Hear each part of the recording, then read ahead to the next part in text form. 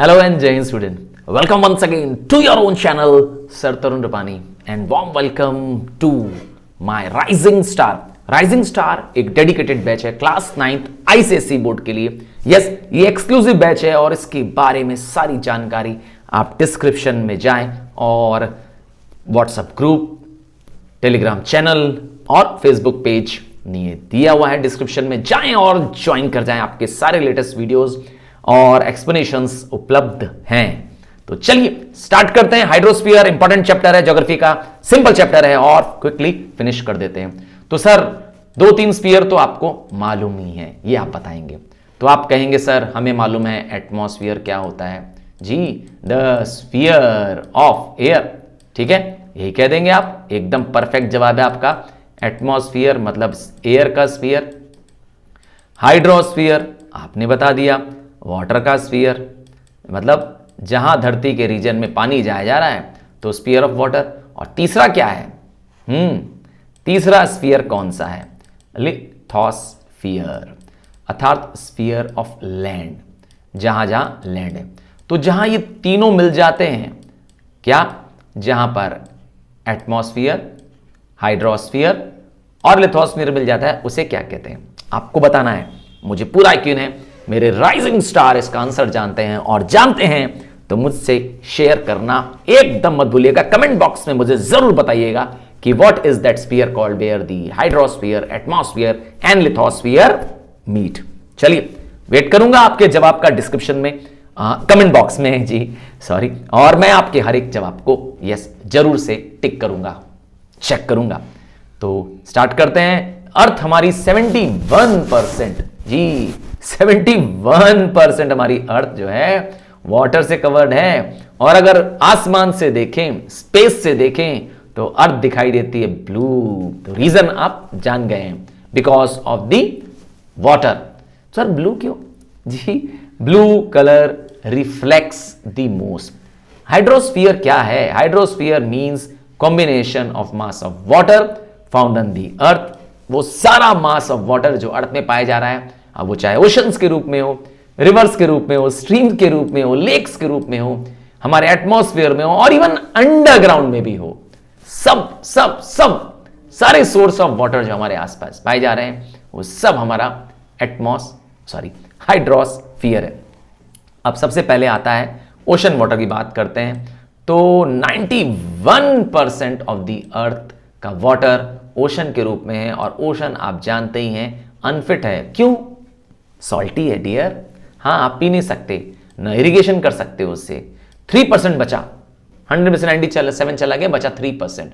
उस 3% में से भी 2.3% लॉक्ड है पोलर आइस कैप्स में रूप. यस, पोल्स में जो आइस है, ग्लेशियर्स हैं, उसमें बचा अभी भी कितना? 0.7%. यही वो वाटर है जो आपके आसपास, आपके शहर में अगर कोई रिवर है, कोई लेक है, कोई पॉन्ड है, वेल है, सब फ्रेश वाटर आपके पास जो उपलब्ध है, वो सिर्फ इस 0.7%, 0.7%. जस्ट इमेजिन कि सारी वाटर बॉडीज, ये सारी नदियां है ना, गंगा, जमुना, बृहस्पति, सब ब्रह्म, सारी नदियों को जोड़ दीजिए, सारे फ्रेश वाटर्स को जोड़ दीजिए, तब जाके 0.7% है. तो यू कैन जस्ट इमेजिन हम इस 0.7% की सिर्फ बात कर रहे हैं, और वो भी खराब हो रहा है. जी, अब आता है वाटर ऑन लैंड. तो ये लैंड पे, हमारे जो अर्थ पे आया पानी, वो कहां से आया है? वो प्रेसिपिटेशन के रूप में है. यस, अब वो रेन के रूप में है, सीपेज फ्रॉम द ग्राउंड के रूप में है, जो कि रिवर्स में, स्ट्रीम्स में अंडरग्राउंड होके ज्वाइन कहीं ना कहीं हो जाता है. और तो और अंडरग्राउंड वाटर है हमारे आसपास. वो वाटर जो हमारे सरफेस के नीचे है, हाँ आपको दिखेगा नहीं, आपको इसके लिए डक कराना पड़ेगा. अब वो वेल डक कराइए, ट्यूबवेल डक कराइए, बोरिंग करवा लीजिए. है आपके घर में बोरिंग?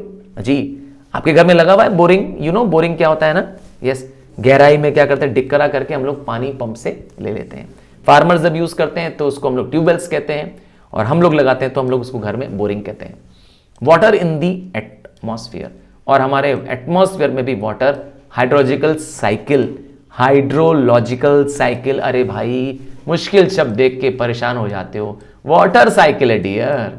यस, वाटर साइकिल की वजह से हमारे एटमॉस्फेयर में भी पानी क्या कर रहा है जी, टर्न कर रहा है, रिट्रोएट कर रहा है. आइए अब वाटर के अलग अलग रूपों के बारे में जानते हैं। सबसे पहले वेव्स की बात करते हैं। वेव क्या है?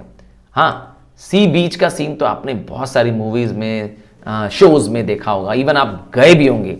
तो ऑक्सीलेटरी मूवमेंट है, टू जी and fro, to and fro movement है by the rise and fall of the sea surface. ठीक है ना, सी सरफेस का राइज होना, फॉल होना, राइज होना, फॉल होना, इस राइज एंड फॉल को कहते हैं जी वेव। अब आता है टाइड क्या है सर? वेव तो समझ में आ गया। तो the rise and fall of sea water due to gravitational force. यहां भी पूरे सी का लेवल का पानी राइज हो जा रहा है जी। नॉर्मली सी का लेवल डे में इतना रहता है, ठीक है, बट जब हाई टाइड जाती है तो देखिए पानी यहां चला जाता है। तो पानी इतना ऊपर कैसे चला गया सर? है ना, पूरे समुद्र के लेवल का, पूरे ओशन का लेवल का वाटर ऊपर हाई कैसे कैसे चला गया? या लो टाइड आती है तो पानी नीचे चला जाता है। यस, लो टाइड आती है तो पानी नीचे चला जाता है, अंदर नीचे चला जाता है। तो सर ऐसे क्यों होता है? तो ग्रेविटेशन की वजह से होता है। सन और मून के ग्रेविटेशन की वजह से पूरे सी के सरफेस का वाटर राइज हो जाता है। अल्टरनेटिव नहीं होता है, अल्टरनेटिव नहीं होता है, ऐसे नहीं होता, अल्टरनेट नहीं होता है, राइज फॉल ऐसे नहीं। या तो पूरा सी सरफेस राइज हो जाएगा या पूरा सी सरफेस फॉल हो जाएगा, और हम इसे कहते हैं टाइड्स। क्या आप जानते हैं 12.5 घंटे के अप्रोक्सीमेटली बाद फिर से हाई टाइड आ जाती है। तो rise of the sea water and its movement towards the coast, समुद्र के लेवल का पानी हाई हो जाता है और कोस्ट की तरफ बढ़ जाता है, हम इसे कहते हैं टाइड्स। और टाइड के फैक्टर्स के बारे में आप डिटेल में जानेंगे। स्क्रीन पर आप देख पाएंगे अर्थ पे आने वाली टाइड्स। ऊपर देखिए, पोल्स की तरफ देखिए तो लो टाइड दिखाई दे रही है, क्योंकि यहां पर ओशन वाटर बहुत कम थिन लेयर पे है। जबकि यहां पे आइए डाउन में, अगेन लो टाइड है।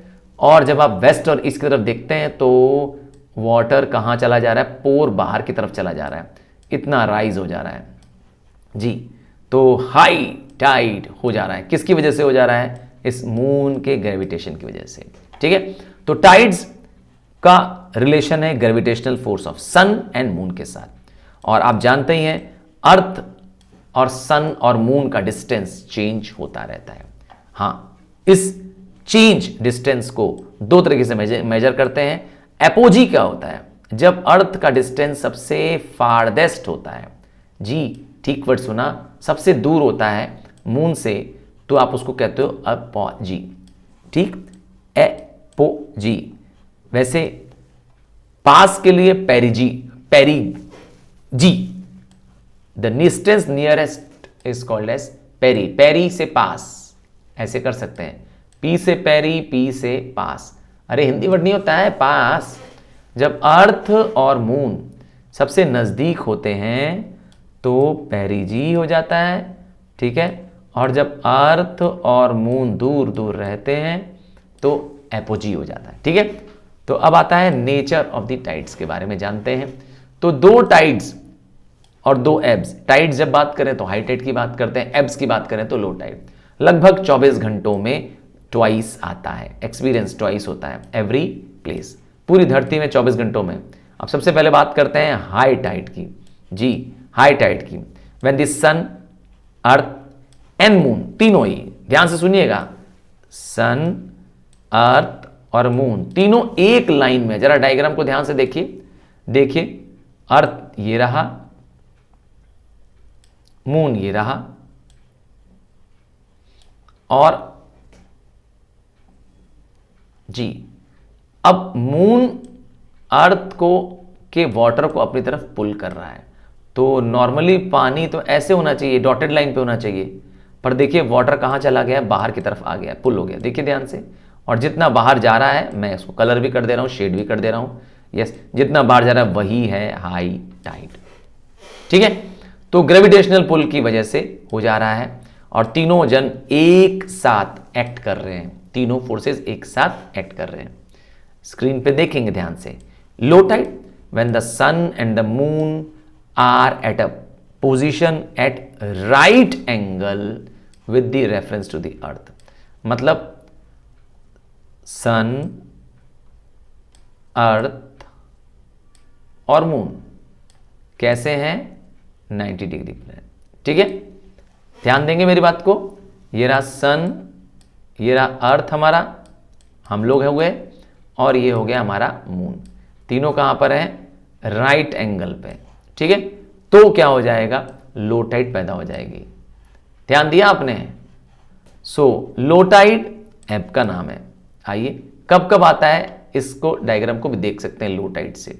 देखिए मून ऊपर, अर्थ और सन बना रहे हैं राइट एंगल, बन गया राइट एंगल, देखिए, ठीक है ना। लो टाइड का एक रीजन अभी आपने देखा। तो मैंने बताया अर्थ रोटेट करती है अपने एक्सिस पे 24 घंटों में, और एवरी 12 आवर्स के बाद, आफ्टर एवरी 12 आवर्स जी टाइड अकर करती है, ठीक है। एंड टाइड जो होती है हर बार वो 26 मिनट से डिले हो जाती है। सर 26 मिनट से क्यों लेट हो जाती है, इसीलिए मैंने कहा था हर 12.5 घंटे बाद हाई टाइड आती है ना, बताया था आपको ना। क्यों, because moon also rotate on its axis, और जब मून रोटेट करता है और अर्थ रिवॉल्व करता है तो उनके टाइम का डिफरेंस होता है। अर्थ और मून के रोटेशन का टाइम डिफरेंस है 26 मिनट का। इसीलिए since earth rotate west to east and the tides always shift west towards, ठीक है, वेस्टवर्ड टाइड शिफ्ट कर जाती है। आइए टाइप ऑफ टाइड्स के बारे में फिर से जानें। Spring tide, very high tide, tide नहीं, very high tide is caused when the sun and the moon and the earth are almost in the same line। तीनों कहां पर हैं, एक सेम लाइन में, हम इन्हें कहते हैं स्प्रिंग टाइड। देखना चाहते हैं स्प्रिंग टाइड, वापस ऊपर ले आ रहा हूं आपको। यस, ये रहा, देखिए सन, मून, ये रहा मून और अर्थ, तीनों एक लाइन में है। सन, मून और अर्थ तीनों एक ही लाइन पर हैं, ठीक है। अब ये दोनों मिल करके हमारी अर्थ का पानी पुल कर रहे हैं। कौन दोनों मिल करके, मून जी और सन जी, याद कर लीजिए, ठीक है। So they are all in straight line, so causing spring tide. Next neap tide, when the sun, earth and moon are in a quadrature. Quadrature मतलब राइट एंगल में, जैसा कि अभी हमने देखा, ये रहा आपका राइट एंगल, ठीक है ना। सो इस समय क्या होता है, ज्यादातर ये कब होता है, 7th and 8th of every Fortnite होता है। फोर्टनाइट 2 सप्ताह को कहते हैं, 2 वीक्स को। तो 7वें और 8वें दिन में ऐसा होता है, और इस समय टाइड्स क्या करती हैं, लो होती हैं, क्योंकि मून और सन क्या करते हैं, अपोजिट एक्ट करते हैं। सो टाइड्स हो जाती हैं लो। तो आपने जाना वेव्स क्या होती है, टाइड्स क्या होती है। अब आप जानेंगे ओशन करंट्स क्या होती हैं। तो करंट बिजली की करंट नहीं होती, बल्कि large mass of surface water होता है जी। जैसे फॉर एग्जांपल ओशन में ही, यस, एक पर्टिकुलर नदी, यस, ऐसा कह सकते हैं कि अ रिवर इनसाइड ओशन। जैसे पूरा समुद्र है बहुत बड़ा, ठीक है, बहुत बड़ा समुद्र है, और उसमें से एक पर्टिकुलर डायरेक्शन में वाटर फ्लो करता हुआ जा रहा है। ये कलर कर दूं उसको, जी, मतलब एक तरह से समझिए कि समुद्र के अंदर एक पर्टिकुलर डायरेक्शन में ही क्या हो रहा है, ये पानी जो येलो वाला दिख रहा था आपको, मैंने दिखाया, एक पर्टिकुलर डायरेक्शन में फ्लो कर रहा है। समुद्र नॉर्मली क्या कर रहा है, में एक पर्टिकुलर रिवर है, एक तरह से समझ लीजिए, जो फ्लो कर रही है, बस इसी का नाम है करंट जी। करंट क्या है, एक large mass of surface water है that circulate in regular pattern, जो एक निश्चित पैटर्न पे। याद रखिएगा, वार्म करंट्स इक्वेटर पे जनरेट करती हैं। इक्वेटर आप जानते ही हैं बहुत गर्म होता है, सन की डायरेक्ट रेज ऑफ लाइट पड़ती है, और ये हमेशा कूल प्लेसेस की तरफ, पोल्स की तरफ जाती हैं जी, पोल्स की तरफ चले जाती हैं। क्यों, क्योंकि पोल्स होते हैं ठंडे, और पोल्स में कौन सी करंट होंगी, पोल्स में होंगी कोल्ड करंट, और वो हमेशा आती हैं, यस, इक्वेटर की तरफ। समझ गए ना। तो दिस टेक प्लेस। तो what are warm currents, those currents that flow from low latitude, that is 0 degree और tropical zone to high latitude, मतलब यस, पोल्स की तरफ। दे ब्रिंग वार्म वाटर, याद रखिएगा, क्योंकि ये वार्म करंट वार्म वाटर लाएंगी। अब कोल्ड करंट की बात कर लें, ये कोल्ड करंट क्या होती हैं, लो टेम्परेचर की होती हैं, और ये कोल्ड वाटर लाती हैं वार्म ओशंस की तरफ। याद रखिएगा, दोनों एक दूसरे का रिवर्सल कर रही हैं। अब करंट्स में सरफेस करंट भी हो सकती है और डीप वाटर करंट भी हो सकती है। सरफेस करंट मतलब वो करंट जो समुद्र में सिर्फ 10% ही आप देखते हैं। यस, समुद्र के 10% पानी में ये सरफेस करंट है। ये lie at upper 400 metre. Yes, 400 metre तक समुद्र के के ऊपर सरफेस में लाई करती हैं। और डीप वाटर करंट, ये करंट 90% है, याद रखिएगा 90% ऑफ द ओशन वाटर। कौन सी करंट है 90%? डीप वाटर करंट है। ये अराउंड दी ओशन बेसिन्स होती हैं। ये वो वाटर हैं जो ओशन बेसिन्स में अर्थात डेप्थ में पाए जाते हैं।